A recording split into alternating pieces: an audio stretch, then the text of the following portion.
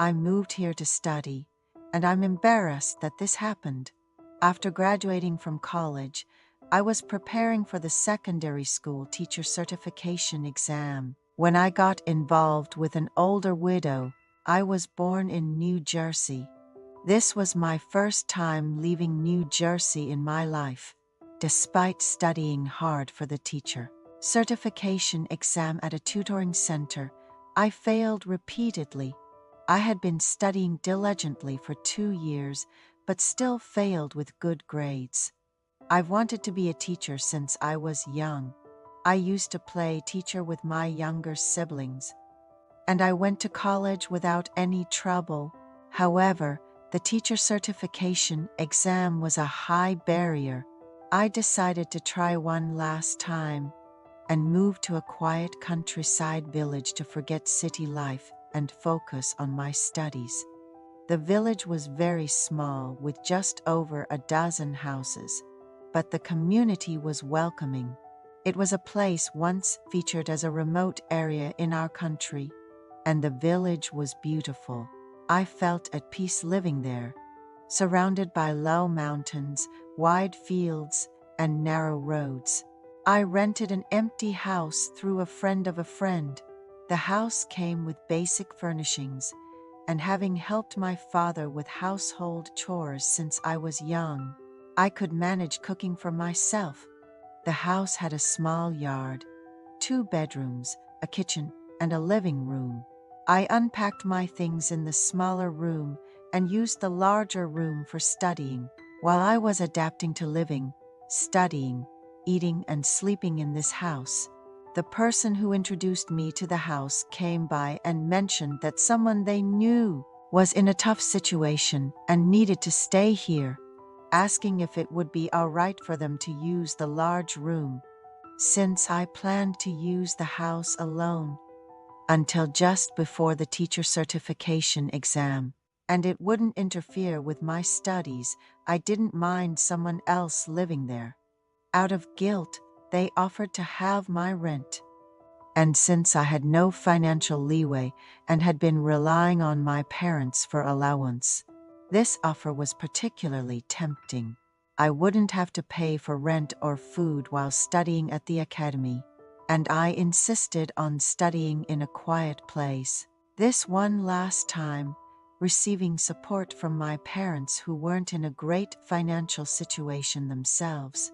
The rent wasn't too expensive, but I planned to save up half of it for something I wanted later.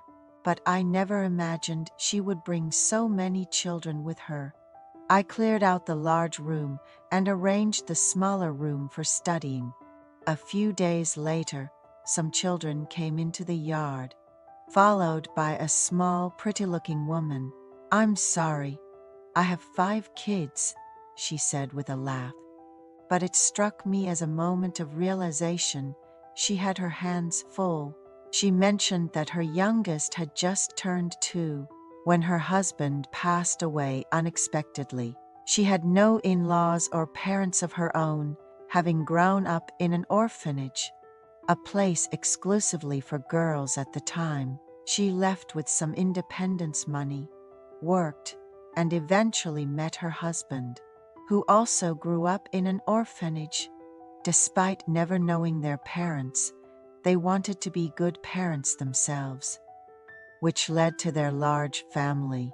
After her husband's sudden death, she discovered he had taken out loans in preparation to start a franchise business. Around the time they were expecting their youngest, they lived cozily in a small house, but had to leave due to the loans, ending up in a remote village. The children's eyes all sparkled with innocence. The mother was busy with the paperwork for moving and transferring schools, willing to do any job available in the village.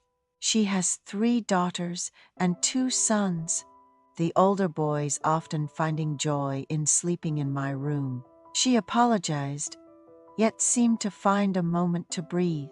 At night, I could hear her telling old stories to her daughters in the next room. It's astonishing how she's managed to never raise her voice at her children. in such dire circumstances, truly a remarkable mother. The boys excitedly talked about their dad, saying, "Our dad was the best, even better than others. He didn't go to college, but was smart up until high school. He would teach us kindly whenever we asked and helped with chores." The eldest son added, "If Dad were here, we could have started the store, paid off the loans, and gradually improved our situation. But now it's really tough," his mood quickly darkening. Despite the noise of 5 kids, which could sometimes be overwhelming, their family seemed powered by love, capable of overcoming any challenge. Then, one night, I heard her sighing in the next room. "Honey, why did you have to go first? How am I supposed to live? I'm barely getting by in this remote village we've never been to before." Her monologue, filled with sorrow, touched my heart. Living in a single room with 5 children must be incredibly challenging. Strangely, I found myself increasingly concerned about her. In the morning, she would send the 4th and youngest to daycare, working wherever she could find piecemeal work or at a nearby small factory to earn their daily wages. Raising a brood of kids, she had honed her cooking skills to perfection. She could whip up an array of dishes in no time. I used to skip breakfast, only eating lunch and dinner. But once she started preparing meals, I joined her at the table. We had plenty of side dishes sent from home and brought over by our kind neighbors, so cooking rice was all that was needed. However, she insisted on making fresh dishes for the kids. Having been used to cold leftovers, the warmth of her freshly prepared meals felt like a comforting layer of oil coating my stomach. Gradually, I began to comfortably accept her cooking and resolved to help her without complaint if the opportunity ever arose. One breezy autumn night, waking up to use the bathroom, I heard noises from the kitchen. There she was, drinking water from the fridge. "You're up. It's 2 a.m. You should be sleeping," she said. "I can't sleep.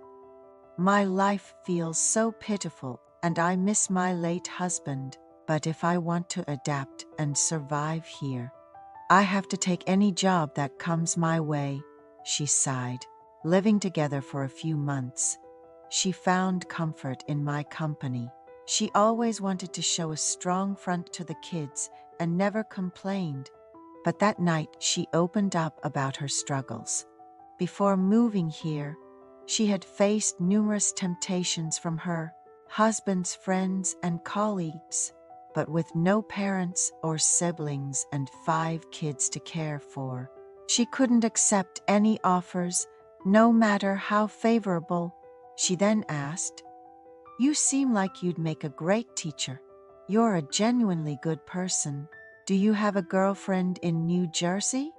"I've put off dating until I pass my exams," I replied.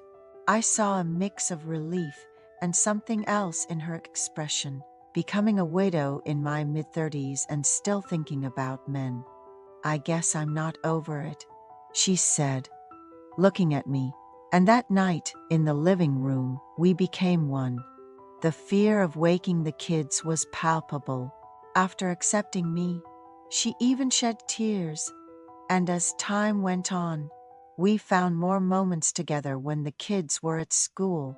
One day, I rushed to work after a hasty morning and ended up nodding off at my desk. "What about me?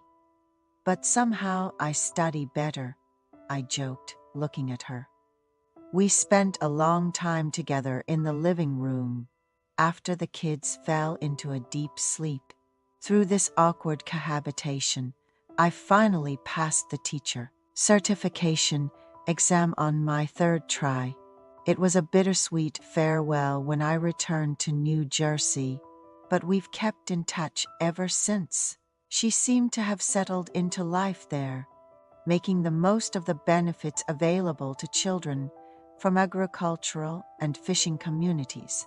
I met my current wife at the school where I started working. She's a year younger than me, a beloved moral education teacher, known for her warm approach to the kids and immensely popular among them. I might be bragging, but I was even voted the most handsome teacher by the students. After 4 years of teaching, her kids have grown up. Too, her eldest is now in their senior year of high school. She married a wealthy bachelor from the area, known for his prosperous farming. He's a professional farmer, specializing in cultivating exotic crops for export. She sends me these special crops as a way of repaying the kindness I showed her and her family during their toughest times. I tell her to not worry about me and to live comfortably, but she says she can't forget how I generously offered them a large room and accepted them when they were in dire need. She wishes I'd think of her as an older sister. I laughed and said, "All right, sis. If your husband ever gives you trouble, just tell me. I'll be your brother and sort it out." I never imagined such events unfolding while studying in such a remote area, but I'm thankful everything turned out well in the end.